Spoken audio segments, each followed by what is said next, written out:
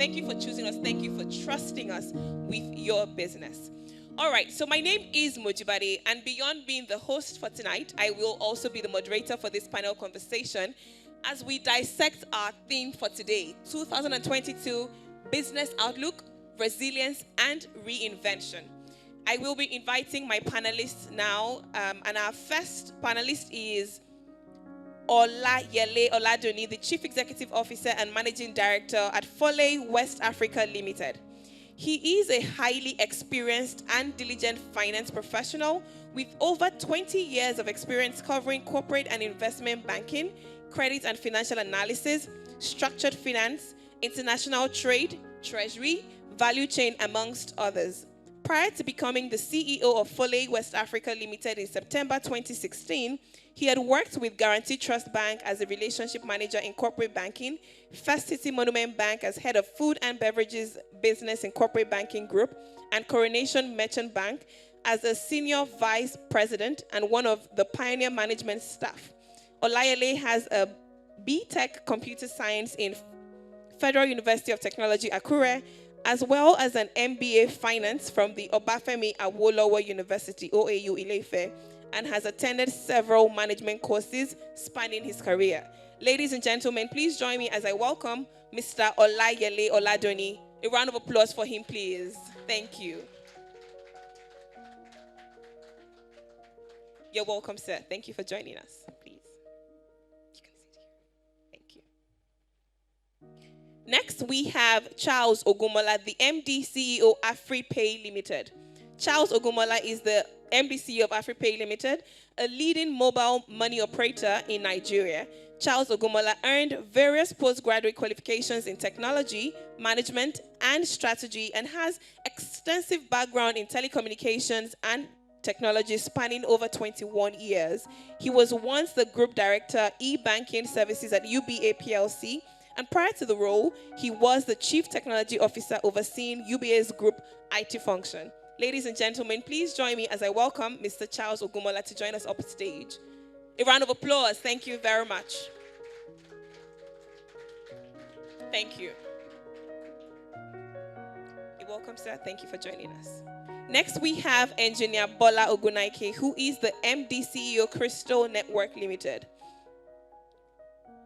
Crystal Network Limited is a Lagos-based information, communication, and power technology firm that specializes in providing solutions to the ICPT infrastructural needs of small, medium, and large-scale organizations. Bola Ogunaike is an astute investor with controlling shares in numerous tech startups companies across Africa, and he is also on the board of a few small and medium enterprise companies. He has an eye for details and has successfully managed and delivered numerous IT and power quality projects across Africa, including Benin, Togo, Cameroon, Gabon, Congo, Brazzaville, Sierra Leone, Ghana, Somalia, Liberia, South Africa, and Uganda. Ladies and gentlemen, please join me as I welcome Engineer Bola Ogunaike. A round of applause. Thank you. Now, definitely not the least, we have Mrs. Ella George also joining us on stage. She is the Chief Executive Officer and Managing Partner, Hillbridge Consulting. Mrs. Ella George Uduku is an independent non-executive director at Adosa Microfinance Bank, the current managing partner of Hillbridge Consulting, and a certified management consultant that specializes in strategic planning for business growth.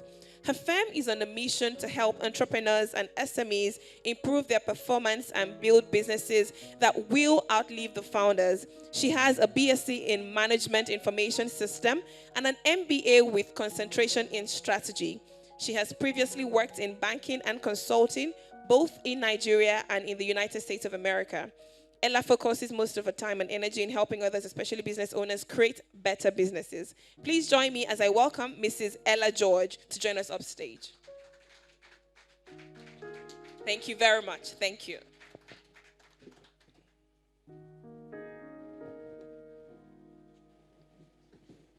I'd like to welcome all the panelists, but just before we start, I'd like to announce that if you have any questions during these conversations, please note them because we will take questions right after this session. Thank you very much. I'm looking forward to this because I have powerhouses on stage with me. I'm feeling the heat already, even though I'm sitting right in front of the AC, but this heat is actually touching me. All right, let's get right into it. My first question will be for Mr. Bola Ogunaike, right? Now, given the current state of things in the country, so we're talking about FX devaluation and the likely removal of fuel custody, and also looking at increase in electricity tariff, what do you think, or what do you advise SMEs or individuals and households to do so that they can stay afloat in their businesses? FX devaluation, interesting. For the Nigerian economy, one index that actually has been a thorn in the flesh of Nigerian economy has been the FX devaluation, because once there's devaluation, it affects every other thing. And the multiplier, unfortunately, is not the rate at which the FX change, because FX will affect the price of commodity, will affect the price of oil, and then will also definitely impact on the purchasing power of the individual. Because you go to bed on a Friday night, and then by the time you wake up on the Monday morning, your asset has devalued by a certain percentage that you don't have any control of. There was this Fela song back in the 80s that says, overtake, don't overtake, overtake. And he gave an example of his friend that wanted to buy a fan. And every time he goes to the market to try to buy the fan, the price has increased by a certain margin. And this is something that he has no control of. Now, looking at the household and businesses in Nigeria still now, it's time we begin to evolve, because there are dynamics that we can't control, dynamics that affect both our assets, the purchasing power, and of course, the security even of our own environment and as individuals and businesses, because once the value of your asset drops, people are not able to afford the things that they are normally supposed to afford. And because of that, the rate of crime also goes up. That's why we have this insecurity here and there. People just want to survive. And survival is the primary, it is a basic instinct of the human species. And the only way to do it, if a man is pushed to the wall, he will definitely react. And that is what we are seeing right now, and that's why we have a lot of insecurity in our environment, and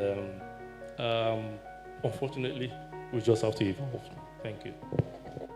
So I hear you, and I think that one of the things you have emphasized is the importance of evolving. So we must keep reinventing pretty much, because we can't really control certain things that happen in the economy, especially because FX devaluation has a trickle-down effect on almost every other aspect of even individual lives, businesses, and just the society generally. So thank you very much for your response. My next question will go to, Ola Yeli Oladuni. So I understand that part of your business involves currency trading, right? How do you see the direction of the current situation in the country and its implication on your business? And for businesses generally, so not just for yours. Thank you very much for that question. If you say the direction of FX in the short term, I will say it is based on the basic principle of demand and supply. Does the country have enough foreign exchange to meet the daily demands that we have as a people? I will leave that question for the CBN governor to answer. But looking at the reality on ground, it looks like we are going to be in this boat for a while, to the point, to the extent that we cannot, as a country, generate enough foreign exchange to meet our daily requirement. And one way to deal with this is to look within. in revenue and expense model, if you cannot grow your revenue, you try and reduce your expense so as to stay afloat. And so if it becomes a bit difficult for the country to continue to generate foreign exchange, maybe we then look at how to cut our expenses of foreign exchange by increasing local produce, supply of goods locally. And this is critical. This is actually that's the critical success factor of any economy in the world. Except for Nigeria, I think if you look at any country in the world, the engine of that economy will be manufacturing. It's not banking, it's not finance, it's not any other thing, it's manufacturing.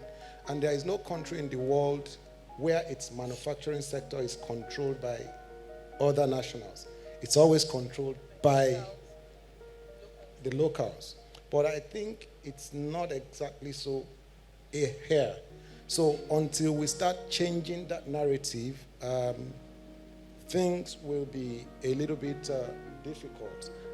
Another point is, I just want to make an illustration. I used to see an advert on CNN, and it says, we don't have to import anything. I don't want to talk about this advert, but I know a lot of people will know it. Everything we use on this road is locally produced and locally sourced. And right after that statement, I saw the tractor behind that person. And you can't tell me everything is locally produced because you have asphalt and granite and other things. The technology that is driving that construction is imported. The expertise, these things are imported. In other places, it's not the same. And those are the things that take the huge chunk of the cost. So, and I was talking to a friend a while ago, and we said, if you buy a tuber of yam in the market, we will say, this is a locally produced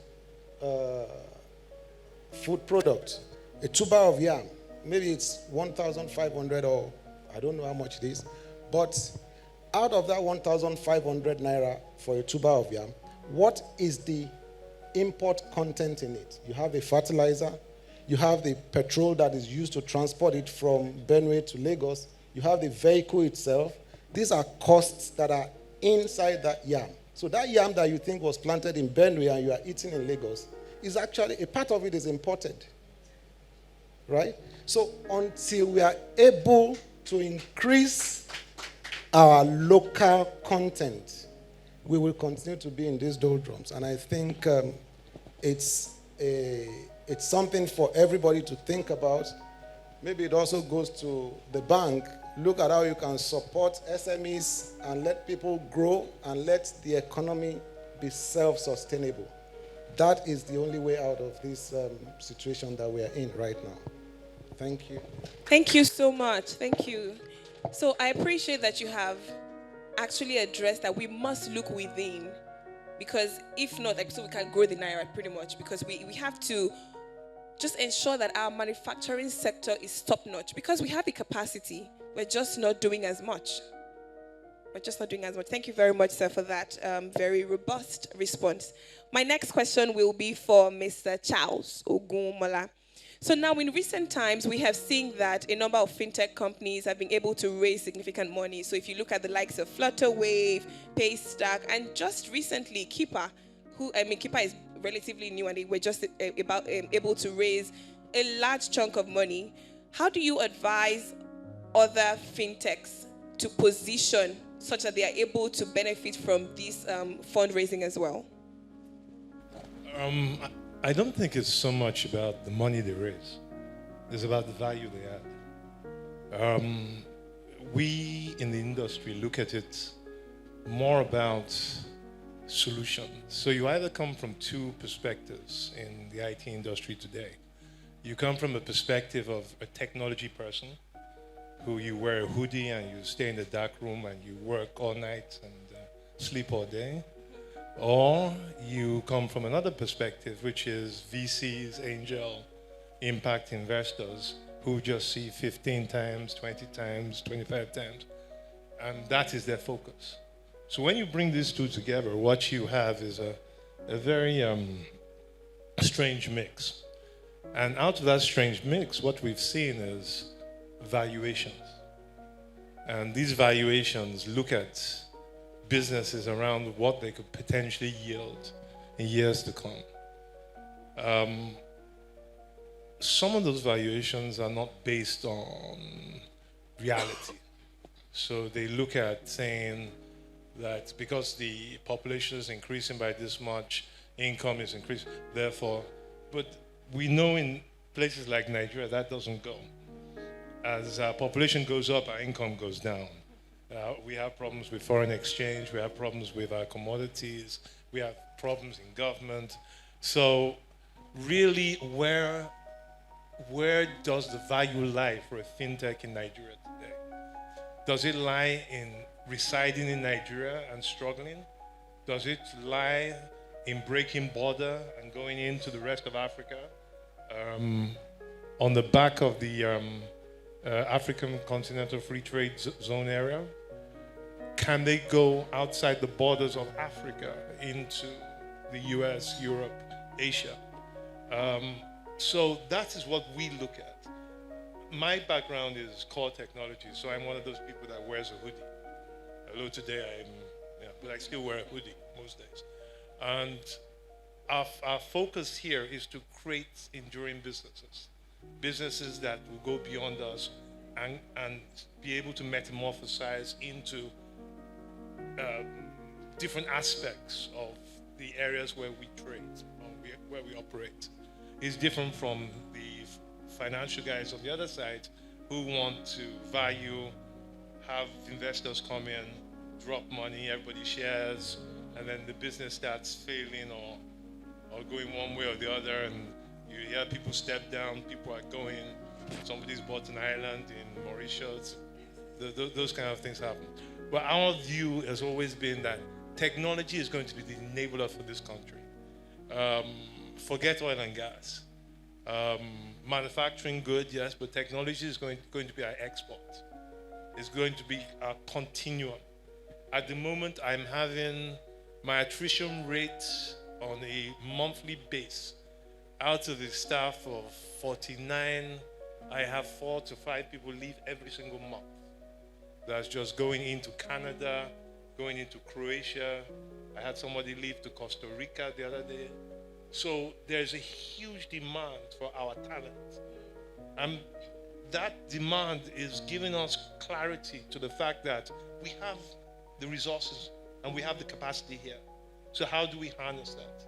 We can't compete on the salaries, because if I'm paying somebody $500,000 a month and they're going to Canada, they're earning like $4,000. So they will stand next to you and say, if you can match it, I will stay. I can't match it. So they go. So in short, in summary, we believe fintech, financial technology, digital transformation is going to drive every industry. It's going to be the lifeblood of the industry. We're currently working for 2 oil and gas companies, and all they can think about is digitization. So I asked them, what about the hydrocarbons? They said that will pump, but they want to digitize. So that's where we see the companies are going to grow, the companies are going to evolve, the companies are going to come out of this. And they're going to address every aviation, healthcare. You will see digitization across the board. And there are opportunities for everybody. Opportunities for everybody out there. Thank you. Thank you very much. So, I really like how you addressed the question, right? Because you did mention that much more than the capital raise is the fact that we must talk about value, and not just value, sustainable value, value that transcends beyond the shores of Nigeria. So we must build fintechs that are competitive, because the competition is way more than what we have in Nigeria. We must just build global competitiveness. Thank you very much. And you did mention digitization, which actually is a very interesting conversation, because it takes me to my next question for Mrs. Ella George.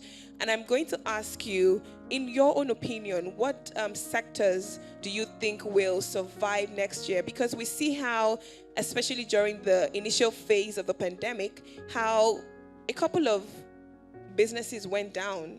So by next year, looking at the volatility and everything and the uncertainties, most likely, what sectors do you think will survive, and why do you think they will survive? So, on what they've already talked about, which is technology. So while that is number one, and when we say technology companies will do well, people are probably looking to the likes of, some of the ones you mentioned, and people just operating in the technology space. But what I see is that beyond that, there will be companies that will thrive in every sector, in every industry, but those companies need to start seeing themselves as tech companies first, who happen to be in farming, who happen to be in banking, who happen to be we need to start seeing technology as the rock, the foundation on which we're building the rest of our products and services. Because it's inevitable. That's where the world is headed. That's where young Nigerians are headed, and even dragging their parents along with them. So I think that the tech space will do very well. I think health and wellness would also thrive next year, just because there's increased awareness of just taking care of our bodies and our minds, especially amongst young people and the middle class.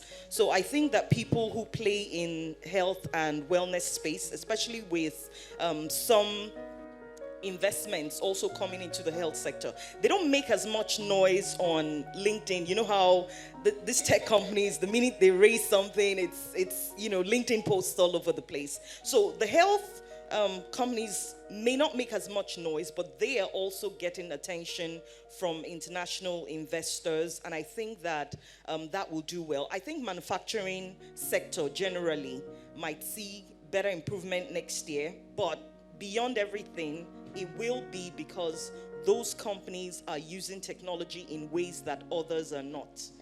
And so for everybody who either runs a business or is in a place of influence in the companies where they work, it's time to start thinking, how can we use technology better? How can we go deeper with how we do things using tech? How can we just spread out, reach people across borders? It's really going to be about tech, regardless of where you play.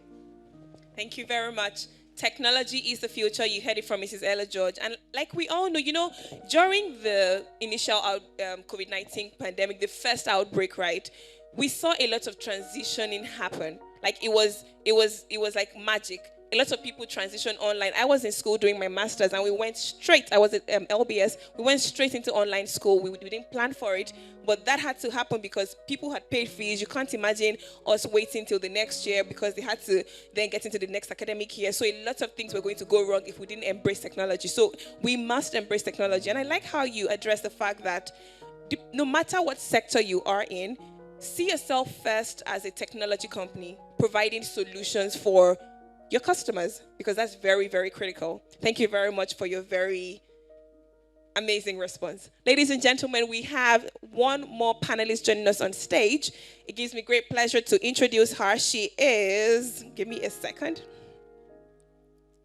Ugochi Ubome. She is the Chief Operating Officer of Tech Formation Limited. She's an innovative techpreneur and an IT and operations expert who thinks big and harnesses the power of technology to make a difference. She co-founded a world-class transport company, which was first known as Taxi Park NG in 2012 and was rebranded into Transit in 2014 in an attempt to deal with the issue of public mobility in Nigeria. In 2015, Transit was featured as an African startup by CNN International. She has built her career in tech across various organizations such as Teleperformance UK, B&Q UK, Virgin Media UK, Microsis Technologies Limited, BeatTech.co, and is currently the Chief Operating Officer at Tech Formation Limited, a tech startup and an IT consultant for small and medium-sized businesses. We have Ugochi Ugbome join us on stage. Thank you very much. Can we please applaud her? Thank you. Thank you. So I'm going to be welcoming you with your first question. You know, when Mr. Charles was answering his question, when I was asking him about fintechs raising capital, he was talking about, what we millennials call Japa. His staff, getting jobs from international companies and the likes, right? So my question to you is, why do you think it is important that businesses, my first question to you actually, we'll be in that light. It's not news that a lot of young Nigerians are leaving the country, right? And it brings us to the question of talent mobility. How do business owners get talents to work in their business and retain them? Most of those available prefer to work from home, seeing that, things have transitioned, right? And they don't even want to work full-time most times. They're also looking to freelance. How can entrepreneurs manage this new method of hiring, and how does it affect the business output? Okay. Hi, it's a very loaded question, but I'll allow you.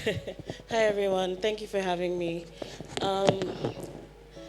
First of all, I'm one of those people that I don't believe in sticking to one way of doing anything. I believe that there are 10 ways to kill a cat.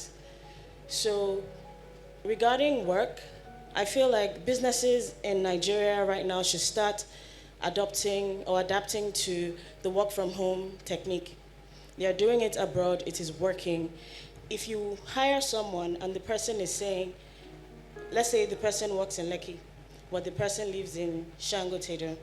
Now they're doing some construction work around VGC.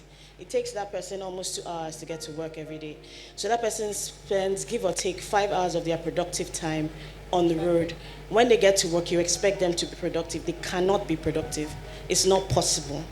Now, if that person tells you, 3 days out of my 5 days, let me work from home, what that person does at home really isn't your business. As long as the person has set goals, crushes them, delivers on them, and is productive, that is all the company needs.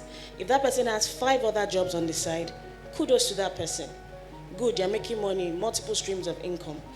When I came in, I heard him talking about people who have left and,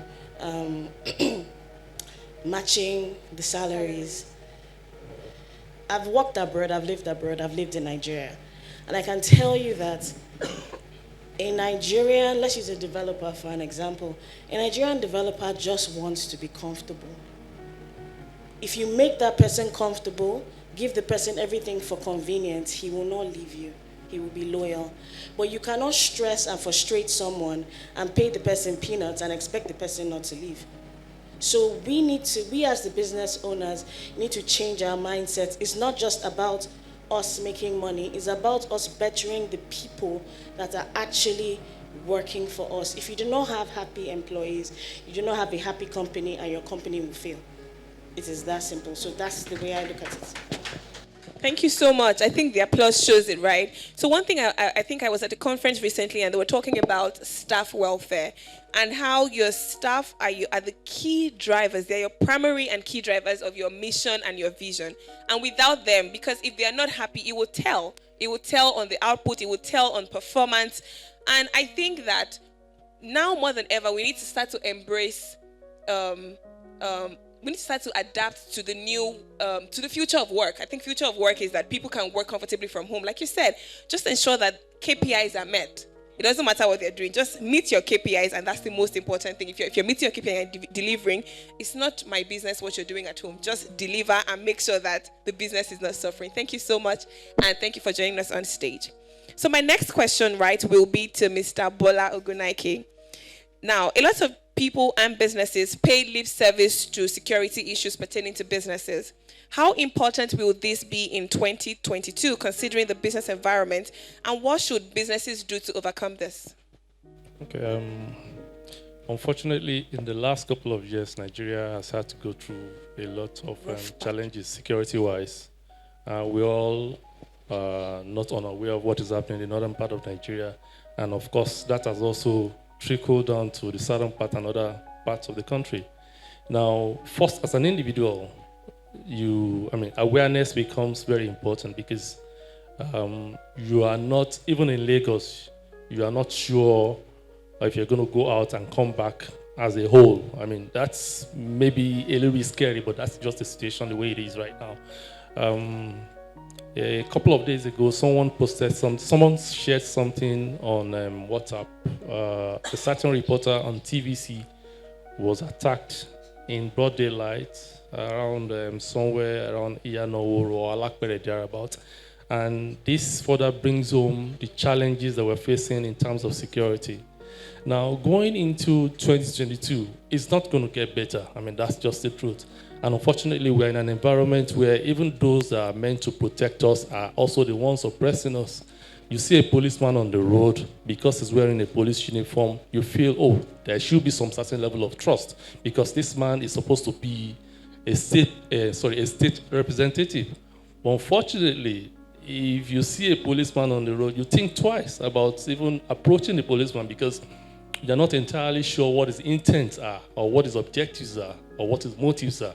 You're not even sure it's a policeman to start with because it could be some rascals putting on police uniform, and then you are like scared, so to say. Now, the truth of the matter is that our security is in our hands, both as individuals and as businesses. And we have unfortunately come to a point where we need to be more serious, not paying lip service, but be more serious and be more conscious of our environment. This is a time where everybody now needs to be a spy. We need to be a 007. We need to be aware of our environment. We need to gather intelligence, no matter how minute the intelligence are, the people you work with, the people you relate with, the people you interact with. Because in any security apparatus, the weakest link is always someone that is very close to you. And a lot of stories about security guards, drivers, compromising securities of the employer.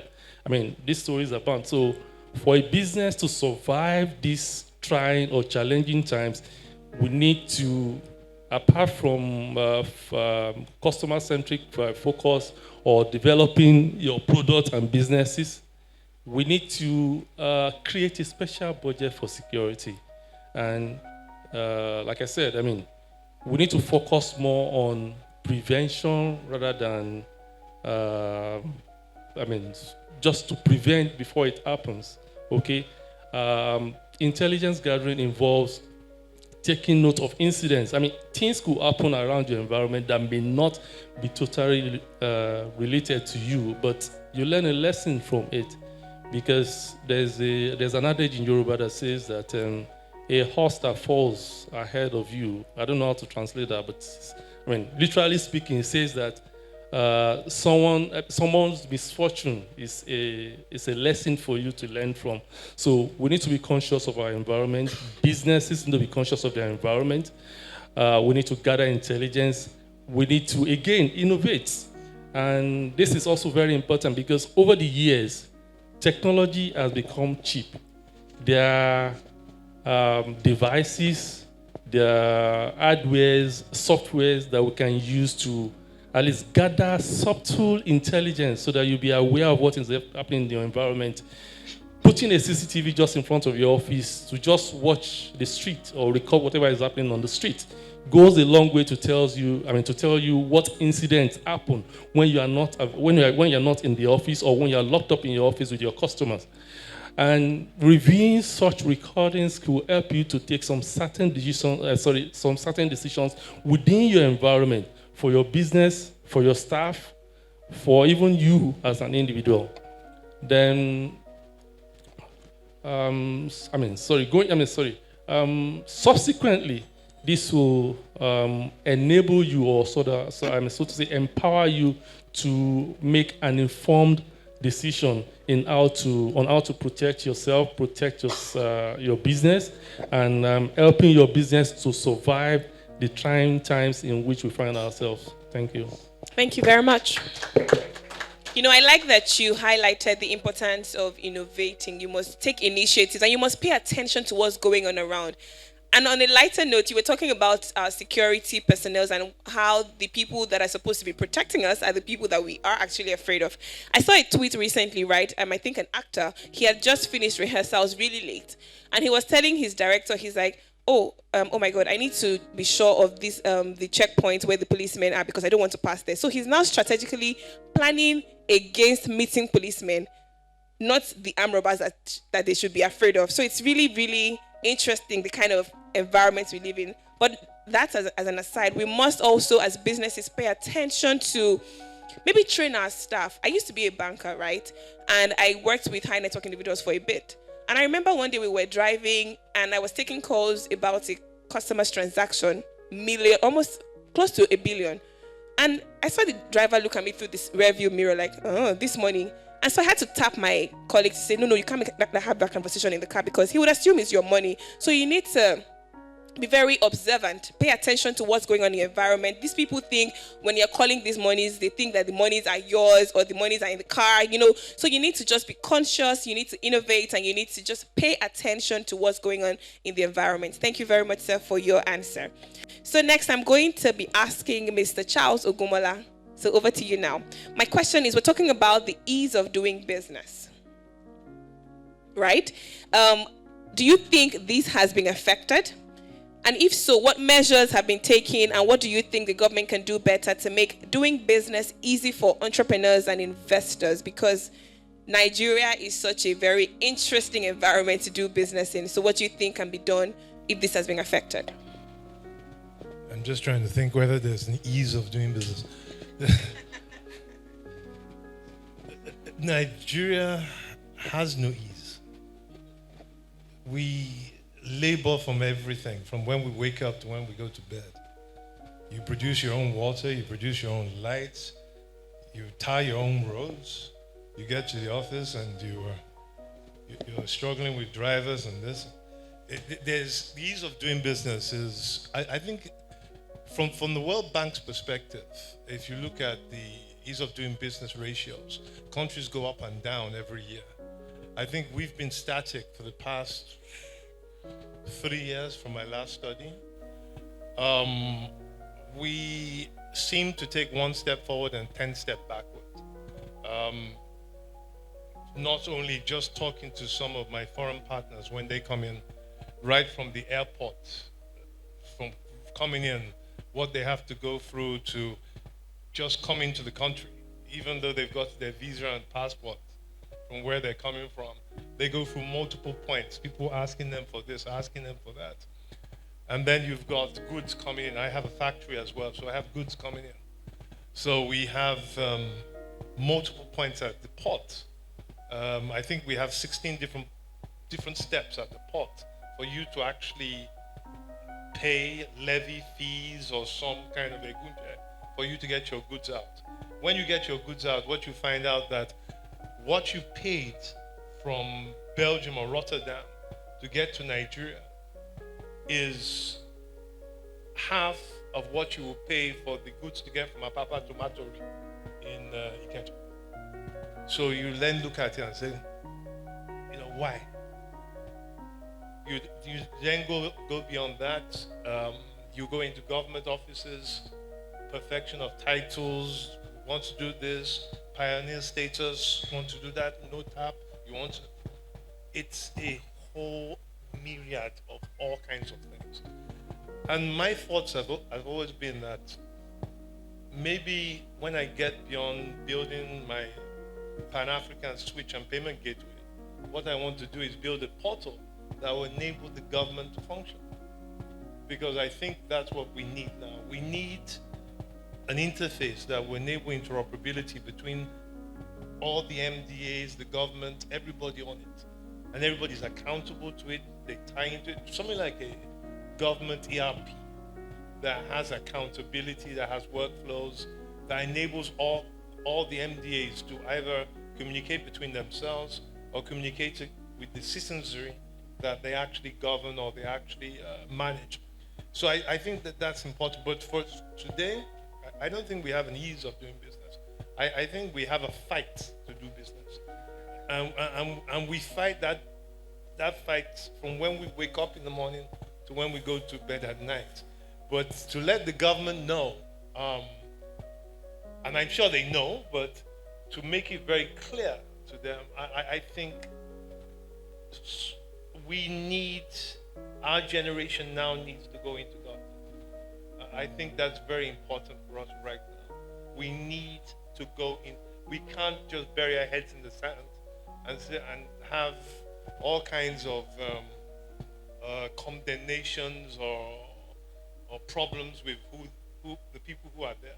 We have the ability now to actually go and be counted and to be nominated and to actually address these problems.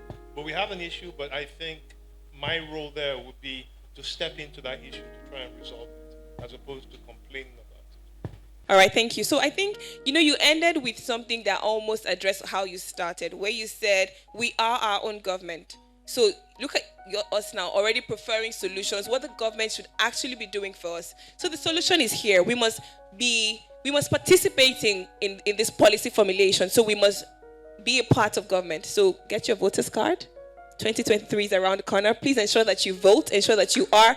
Thank you. Please applaud me. I'm saying something very critical, something very important. We must be a part of the system because we are more enlightened. We are in the midst of the challenges and we feel the heat. So for us to reduce what's going on and reduce the pressure and all the challenges, we must be a part of it and provide the solutions that we so earnestly desire. Thank you very much for your contribution, sir. We're gradually rounding this up, and I'm going to ask a question, and I will direct it to Mrs. Ugochi Ubome, right?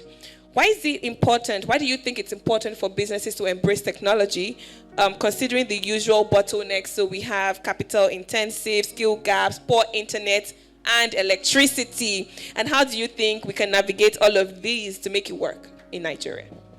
Like you said, there's no ease of doing business in Nigeria. Embracing technology, I feel the world is constantly changing, and you have seasons and you have times, and this is the time for technology. You cannot run away from it. It is glaring in your face. Things are happening. For businesses, there are CRM tools for you to manage your customers. For banking, there are apps for you to make payments. For buying of goods and services, there are websites. You can even use some payment companies now have stores. You can upload your products there and sell. So everything is becoming really, really huge in the technology space. So you can't avoid it. Now, regarding the issues or the factors that are limiting us, like electricity. Please, can you list them again? Electricity, capital intensive, skill gaps, poor internet. Yes, that is just where we have found ourselves. I like to think of how are the other people doing it. If they are succeeding, that means they are doing something right. So it's to figure out what they are doing and get it right. If the internet that you are using in your house is crappy, or the internet they're using in your business isn't functional, get one that is functional. If it is expensive for you, plan towards it, save towards it, and get the right thing. Because the truth is, if you do not have the right tools to build yourself, you will not move forward. You will just stay in that same place and be complaining from now till tomorrow, and you see every other person around you growing. How are the people growing around you? They are seeing what other people are doing. So look at what is happening around you. Observe, try it out, and move. Sometimes you will fail. Sometimes it will not work. Fail fast and move forward. That is the way I see things, and that is what has carried me forward. Thank you very much. So fail fast and move forward, because we cannot stop these challenges from being there. They would always be there, but we must always find ways to overcome them. Learn from people who are succeeding. Read success stories of companies who are doing well because they're doing something right, like she said. Thank you very much. So now, despite all the numerous challenges we have listed here, right? How can we encourage businesses to stay resilient and to always find ways to reinvent themselves going forward, especially as we approach a new year, 2022? Thank you for that question.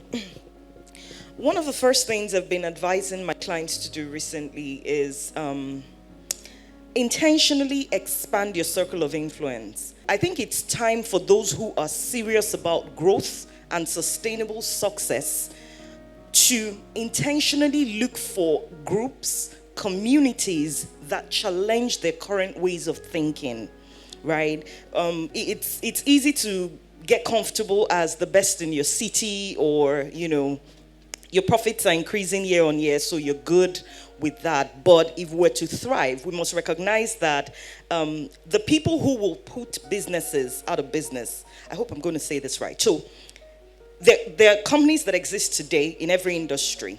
3 years from now, let's say 2025, those who will unseat the leaders in every industry, many of them are not yet born, right? They're going to be brand new companies. And so what this means is you need to get uncomfortable with just doing what you've been doing. And one of the ways of doing that is getting intentional about who you're conversing with, the types of engagement you're having. I've also been advising people, even if it's just for the fun of it, seek international partnerships. Try to sell in random strange companies. See what it takes. What are they looking for? Sometimes it would give you pointers on what to start improving in your business, or with your products or your services, especially with what is going on with our currency. It's time to really start earning in other currencies. And I think that it really is just getting in touch with XYZ Chamber of Commerce somewhere and asking what's it going to take to export. Is going to be for everyone to just ask themselves the simple question of, if I'm to get to that next level, who do I need to be? Who do I need to be? Many times we know what we need to do, but for XYZ reasons, we're not. So who do you need to be? Yeah. Okay, who do you need to be to take you to where you need to be? Thank you so much. Can we please applaud my panelists for a very, very intellectually stimulating session that we just had?